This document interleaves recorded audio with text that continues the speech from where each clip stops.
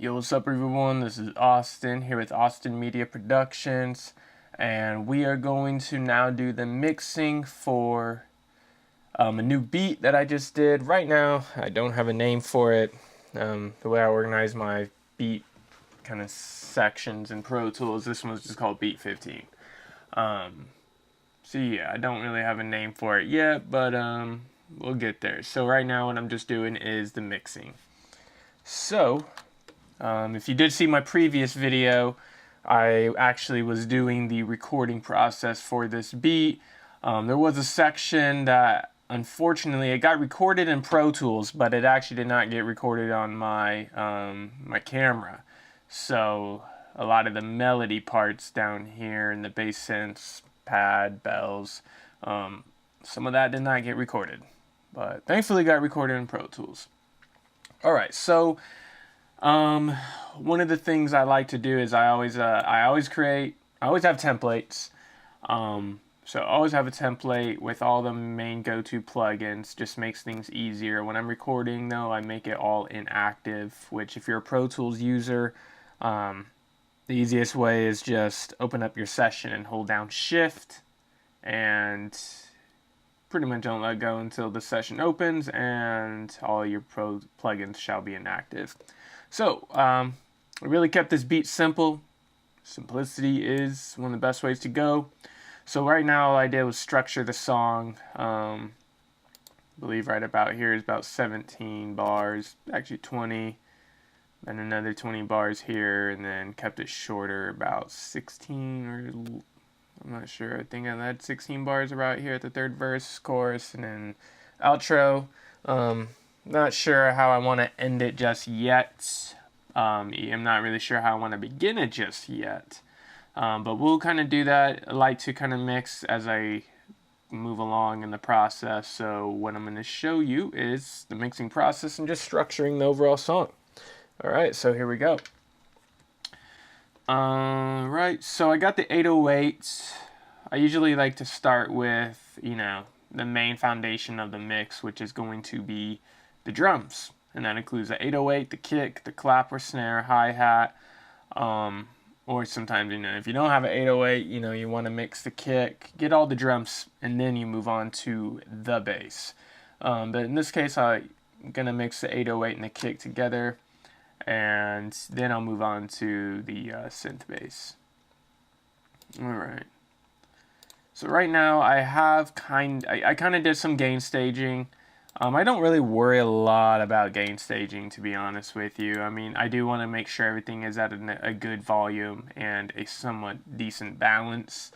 I kind of actually start really getting more into the volume and where things shall be placed as I get more in depth into the mixing, and I'll show you what I mean. So right now, let's play it. So as you can see in tonal balance, everything is actually looking pretty damn good, and that's really without mixing.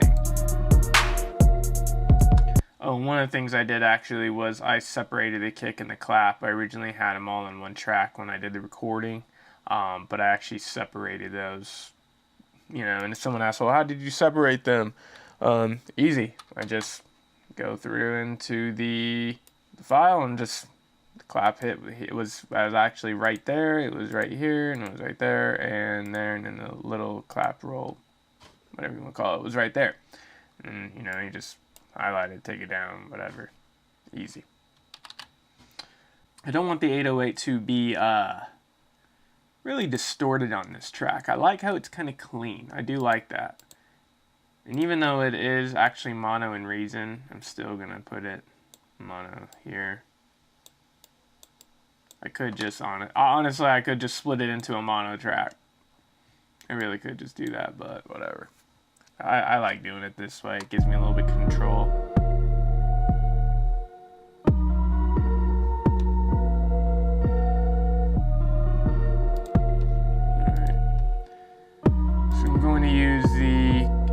Waves Q3. So I'm just doing is kind of skimming through to where that bass really shines.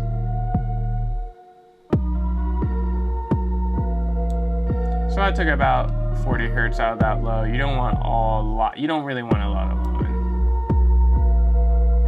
And that's really where it's hitting, you know, right there. So I'm gonna kind of boost a little bit. Right there, that's some unnecessary frequencies. We don't need that. You hear how like just boxy that sounds, and then right there, that's very clean. I'm actually gonna add a probably 6.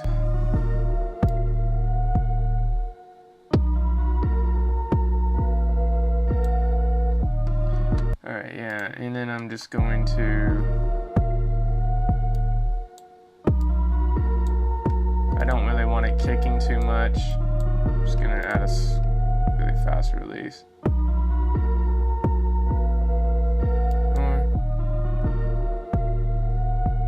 Yeah, I'm gonna leave it auto.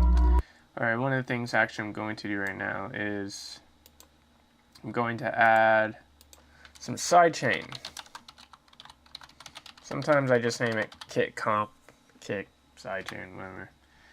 Alright, we're gonna turn it on. Probably, I don't know, do about 3.3. I like that.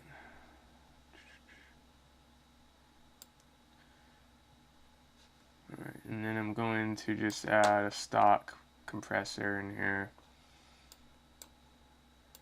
Turn on the sidechain.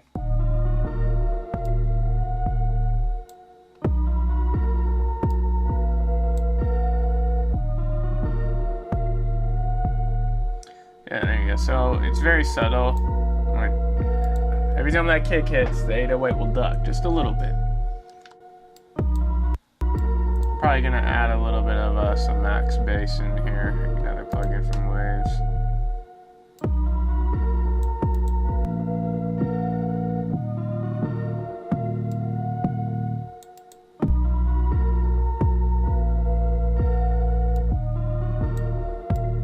I'll turn the input down.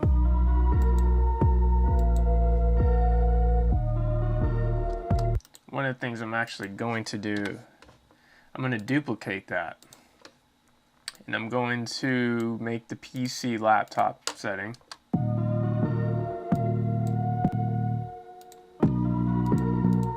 Actually, I like it with the comp on it. Alright. You know what? I'll just stick to this one.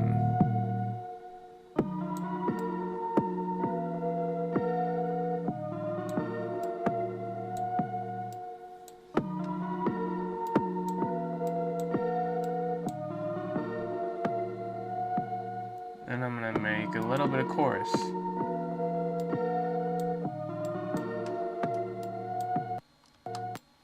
And then just a little bit of some saturation using the soft tube. It's actually a free one. It's really good.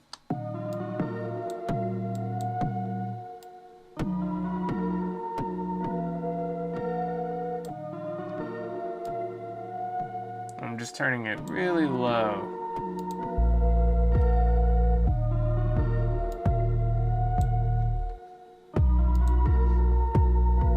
I don't know if you can hear, but man, it just adds like a totally just bigger vibe.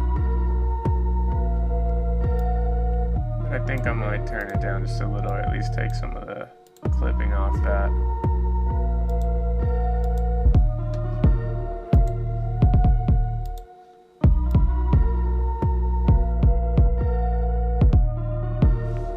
Yeah, and I kind of already did some just slight little boosting with the SSL.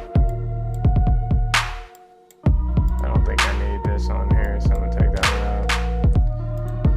out. And again, the kick and the clap, they both come from my sound pack snares with Snap.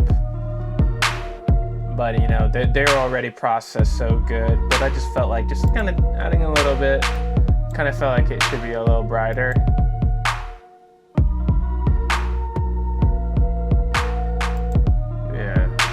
With it.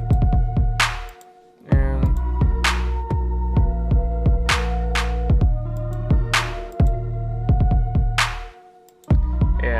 just a SSL comp, not a lot of compression, just enough to give it some kind of some roughness to it.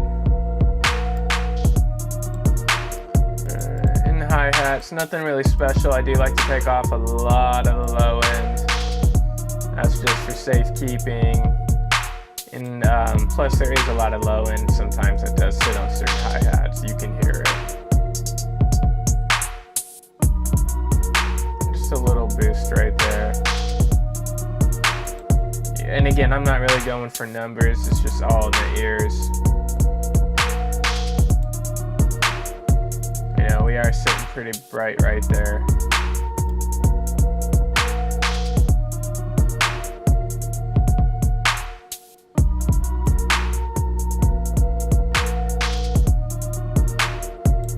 Yeah. Alright. And we don't actually have a snare in this, so let's move on to the synth bass.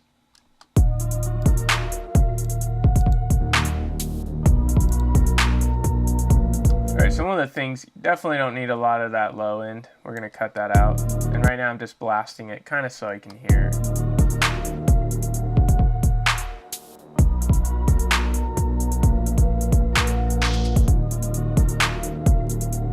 So see, a lot of that low end is where the 808 will be sitting. So we don't need that.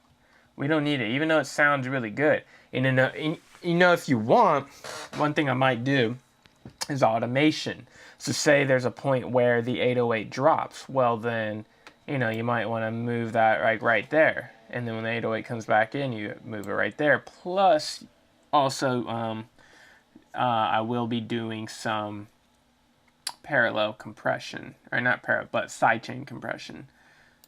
Which, let me make one for the 808. So 808 sidechain. And it's always good to name it. It really keeps things organized and in check. So I will do a little bit here.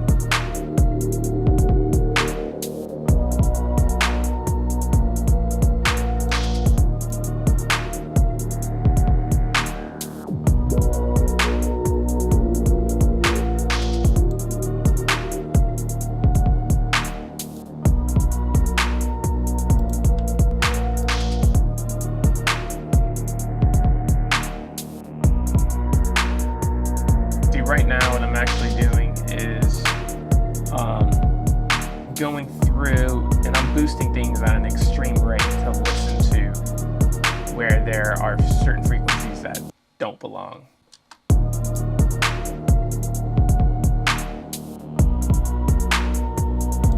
Like that right there just sounds weird.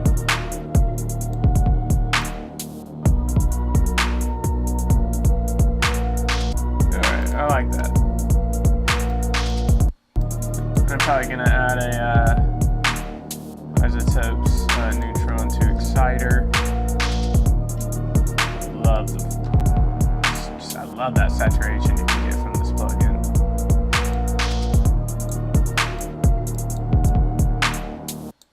And then probably will throw on some chorus, probably one of the multi.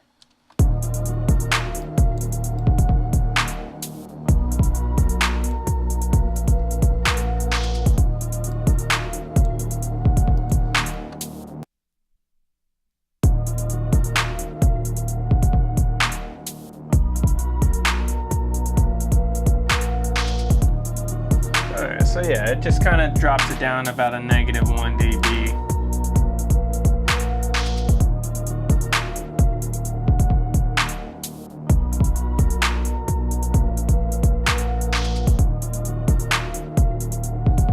Yeah, you know, you don't want a lot of bass sitting in the majority of any of your instruments when the 808 or if you don't have an 808 but you actually have, say, a sine wave running underneath it that wasn't processed to be an 808, or if you have a real bass playing, or if you have a let's say like a synth bass that's the predominant bass of the song. then you just want to make sure everything else sits in its proper space. You don't want anything competing. You don't want sounds fighting for that same frequency. You want the bass to have its own space within the mix. And that goes for almost every instrument. You want every instrument to have its own space in the mix. Of course, those spaces will, those instruments, those sounds will overlap into other frequencies, in which case that's where you need to be a detective. That's where you need to make sure that those frequencies aren't fighting other sounds, other frequencies. You want to make sure they each have their own spot. And it's okay if they do overlap, but you want to make sure that nothing in the mix is fighting to have its space. You don't want, if something does overlap, at least it overlaps and it's still smooth and nothing is competing. Like, for example, the synth bass and the 808, along with the kick. I mean, listen to it.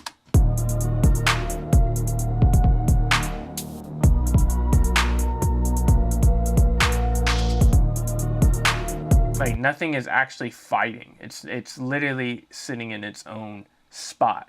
Even though they might overlap, they're still in their own spot. And that's because, see, I made sure that the synth bass I made sure that there wasn't any actual, low end on that synth bass. And, I also wanted to make sure that the kick, actually, let me go back to the kick. I also wanted to make sure that the kick, where did I have it? Yeah, right here. I didn't actually use the Q3. I used SSL. So I also wanted to take off about 20 hertz of the low end on the kick. I boosted actually around the 139. But notice, again, it's actually not competing with the 808. And I even took off some low end on the 808 as well. Again, it's just making sure that everything sits within the mix really well. And that's how you get a good mix. You don't want to have an 808 with a bass line and then having a pad that's played in a low octave and then have a synth that's playing in a low octave as well. And then you're just throwing in other sounds in the low octave on top of having other melodies and other whatever sounds that are playing now in the high octave. Like, that is a disaster waiting to happen. And if you're going to do that within a song, then make sure that nothing is actually really playing all at once at the same time like that. Or you're gonna have to sacrifice and realize, okay, what do I like about this sound? And then you're gonna have to compromise. You're gonna have to make some sacrifices. Do I keep this? Do I take it out? And if I keep it, do I make sure that it sits well within the mix? And if that's the case, then you want to, you're going to want to remove a lot of low end from certain instruments. This is just experience, and it is what it is. It's part of the game. All right, so everything is good. I'm gonna probably turn it down just a tad. Yeah, I like that. There we go. So I'm going to move on to the melody. Probably going to use I'm going to use a Q6. Again, I'm going to take out the low one on this. We don't need that. And it's actually something I do even on the master bus for the instruments. I take out the low end. Keep it there.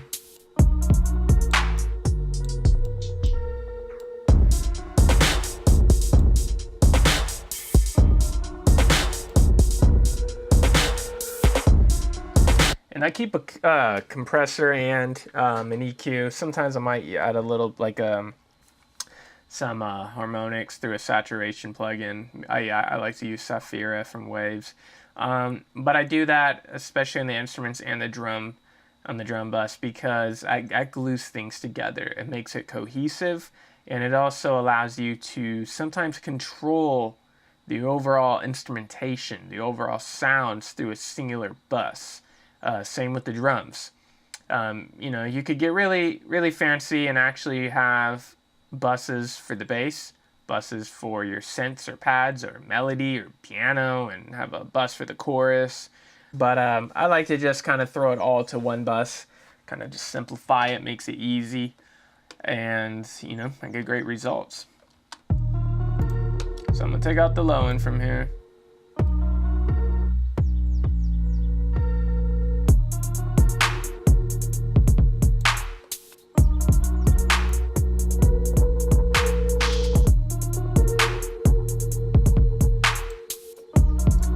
You can hear, but that's a really nasty frequency right there, a lot of resonance. So I'm gonna bring that down probably about, let's see,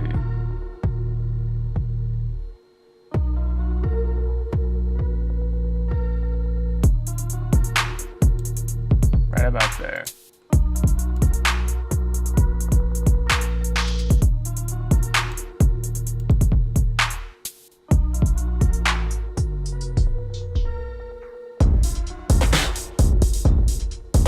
Some highs. Oops.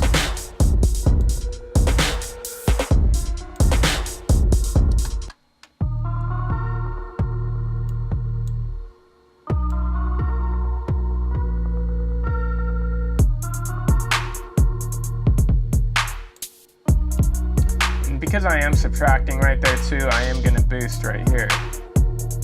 But I'm going to be smart about it.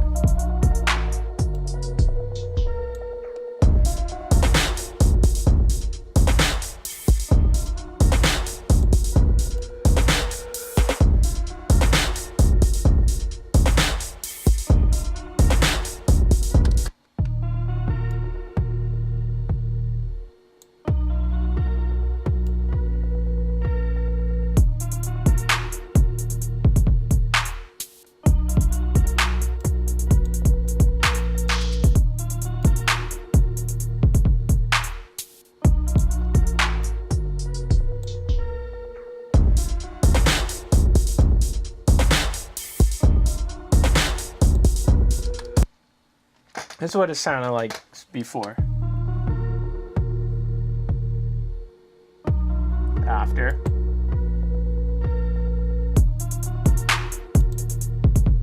So I just brought out a little bit more of that little pluck delay. And I just took out a lot of the low end and some of the unnecessary frequencies. If you notice, I rolled off a lot on the low end. I dropped a lot right here in this frequency, about the 445 frequency. And then I actually boosted. So I took out, you know, I reduce and then I boost, and then I reduce and then I boost, and then I boosted in the high frequencies. I probably could have dropped a little bit there, but I do like the way that sounds actually. It sits well. And then compression, let's see.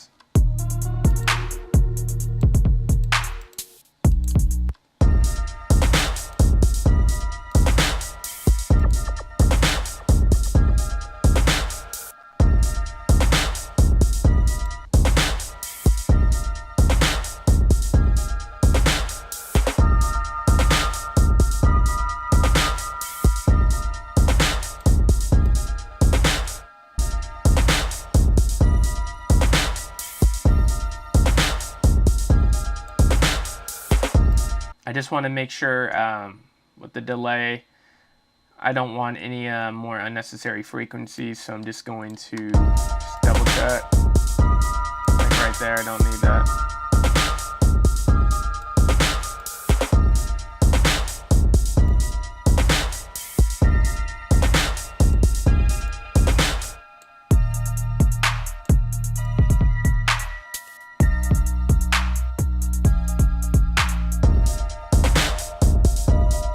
I'm really comfortable with that, so what I'm going to do is go ahead and just commit. Now, and the reason why it's always good just to commit is it saves CPU, and it also means like you're committing. You're going ahead and basically saying I am totally cool and comfortable with the way this sounds, and I'm gonna go ahead and commit, and you're saving up CPU.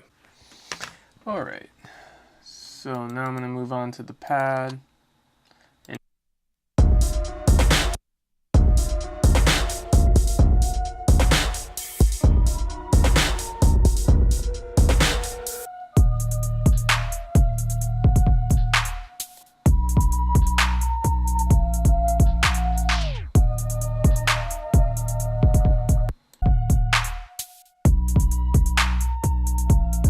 So yeah, I like the way that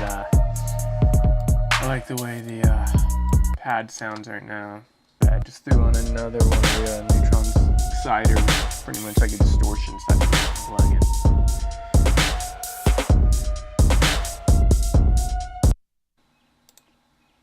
Do the same exact thing to this other synth pad during the chorus. Fix a little things. All right, here we go. Don't know about the distortion.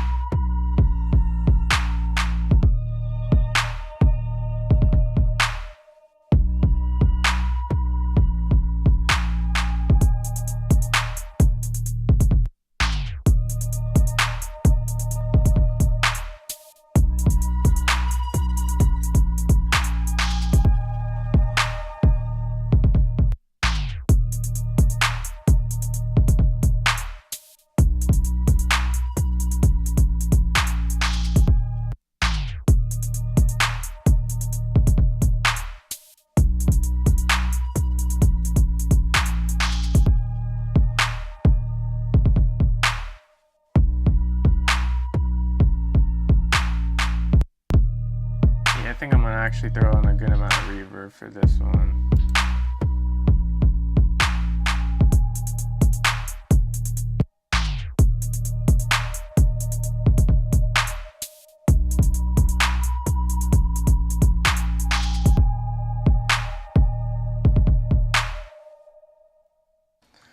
All right, and yeah, one thing I actually do is I actually do mix in Apple earbuds.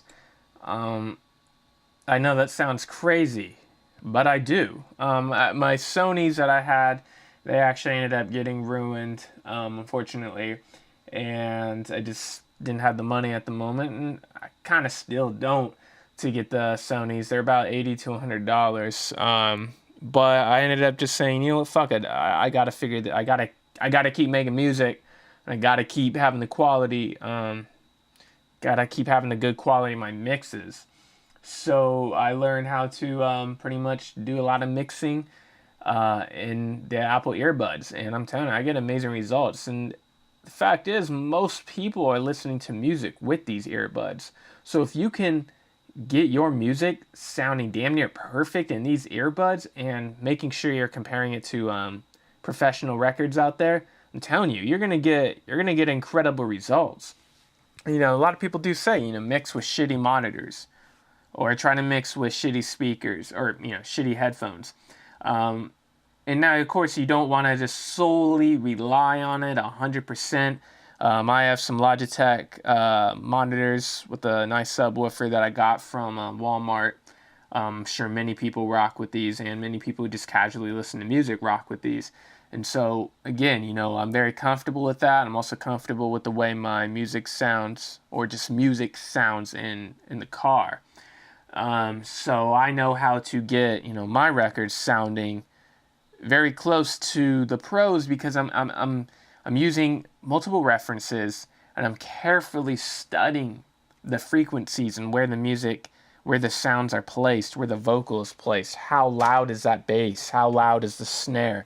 And that's why I like to use a frequency analyzer, and I use Blue Cat's, which is free, and I just study where a lot of the music is. And you'll notice a lot of bass is sitting right up in this area. Sometimes in trap you'll see it go, like an 808 will sometimes go past the -10 dB, but for the most part it's sitting like this, and it's just going at a curve. And that's also why I use tonal balance, because it really helps let me know where my mix is. And so yeah, let me just play and I'll show you what I mean.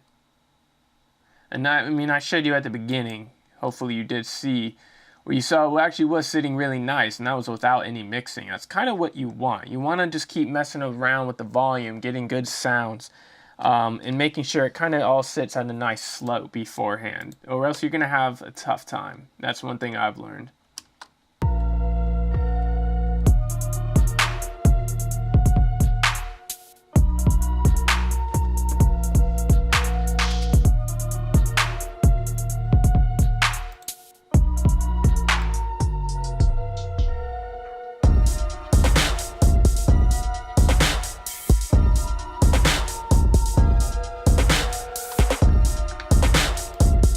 Now you might notice some of the thing, right here it is a low area where the high up here is kind of pushing a little bit close to the peak. Keep in mind there's going to be a vocal, and keep in mind the final mix and the mastering isn't complete. So, but do keep in mind there's going to be a vocal right there. So you don't want to keep pushing everything to be really, really like a straight line in your beat. Though. How should I say? Let's scratch all that. So yeah, you want to just make sure that you have space for your vocal. You don't want to add in more sounds or anything to kind of fill in these spaces, because again, that's where the vocal is going to sit. And like I said, we're not in the final stage of the mixing or the mastering session yet. So let's move on. So one of the things I'm going to do right here, I'm going to probably add Neutron 2. I already have a preset that I like to use. I do have to probably make some minor adjustments to it.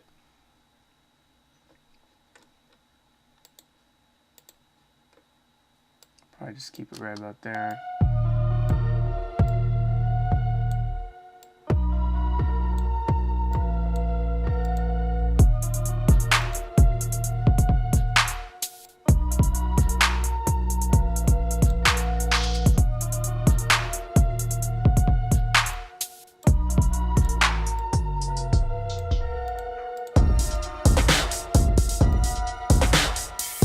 Oh yeah, and yeah, I know our RMS is gonna be pretty damn good too. Yeah, see, it's right there. That's really good.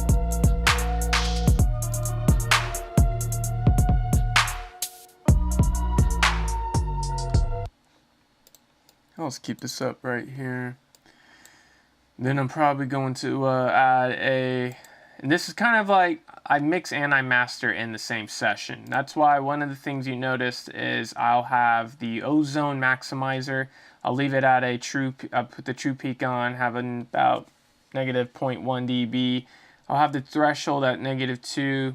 And it just kind of lets me know what the record's going to sound like when it's a little bit loud. And this isn't actually what I'm really going to do, is leave it right here. That gives a lot of great headroom, especially for YouTube, SoundCloud, any other, Spotify streaming services, because nowadays a lot of things is moving into a -14 LUFS, which there's a lot of discussion on that. I'm not going to get into it, but suffice to say, a lot of these services add their own compression, their own normalization. Sometimes, most of the time, they'll tell you they don't, but you can clearly hear it. You can clearly hear there's other things going on after the upload process. And so with the -1 dB, you can still get loud results. You don't have to have that shit banging at -0 and clipping, because these services are going to alter the sound. And so with a -1 dB, you're actually giving a lot of headroom, and you're allowing for the dynamics and the overall quality of the track to still shine. And that's one of the reasons I use -1 dB during the limiting stage. During in the maximizing stage, in this process, I'm going to use the Ozone 8 Vintage Limiter. I'm going to put it on modern, again, true peak. This one, I'm just going to leave at -1. And again, I don't want everything doing the heavy lifting, so probably put this at about -1.3. And I'll probably put that at about a -1.3. Yeah, see, we're still getting great results. And then what I'm going to do, I'm probably going to add the Ozone 8 imager just to add a little bit of some spacing to it.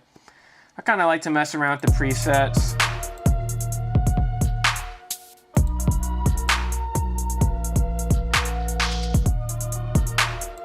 Yeah, I like that.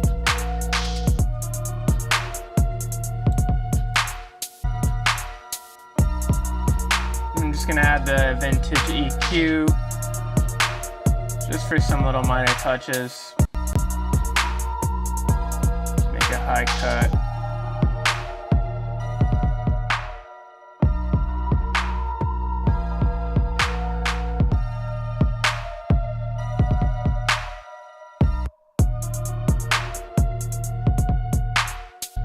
Maybe a little boost right there.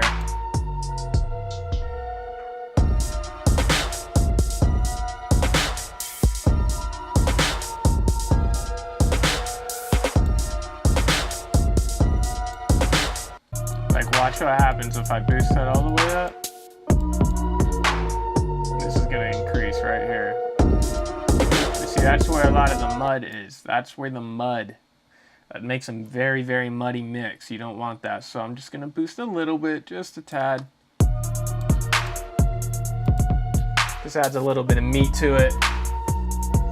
But again, the vocal is probably gonna sit right here. Definitely if it's a man rapping, singing, that's gonna be a vocal, and there's gonna be a vocal sitting right up in here too, and a little bit right up in there.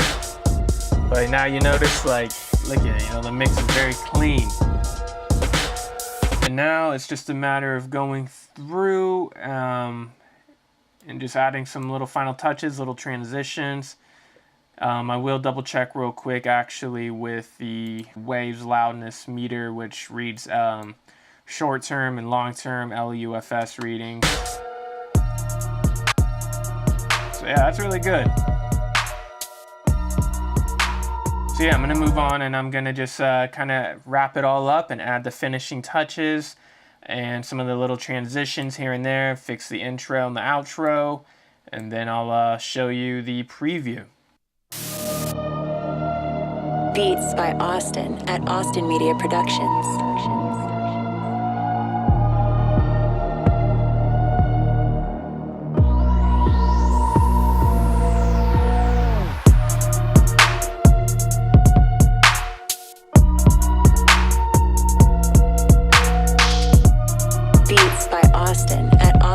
Productions.